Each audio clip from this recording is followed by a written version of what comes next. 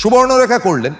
সুবর্ণরেখা একটা অসাধারণ এবং অনেকের মতে সুবর্ণরেখা সম্ভবত ঋত্বিক ঘটকের সেরা ছবি, যেখানে তিনি মাধবী মুখার্জিকে নিয়ে এসেছিলেন। অভি ভট্টাচার্য, মাধবী মুখার্জি, সতীন্দ্র ভট্টাচার্য, জহর রায় ইত্যাদি ইত্যাদি।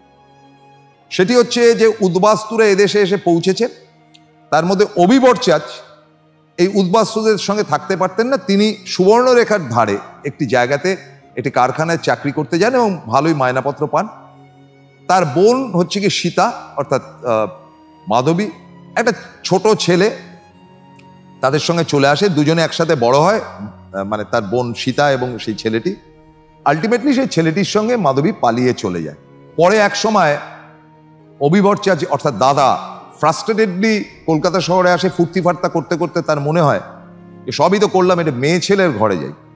আবার এদিকে হয়েছে কি, তার বোন সীতা, তার স্বামী মারা গেছে, না খেয়ে মরছে। তখন তার পাড়া প্রতিবেশী বললো যে একটা বাবু এসছে, যা না তার বাবুর ঘরে যা, কি আছে তোর আর ইজ্জত, তোর ছেলেকে তো মানুষ, একটা ছোট ছেলে থাকে। তো সেই ঘরে গিয়ে দেখেন যে তার দাদা তখন বটি দিয়ে গলা কেটে ফেলেন সীতা, এবং তারপরে সেই যে বাচ্চা ছেলেটি, তাকে নিয়ে নতুনভাবে জীবনযাত্রা শুরু করে অভি ভট্টাচার্য। এই ছিল মোটামুটি সুবর্ণরেখার গল্প। কঠিন গল্প।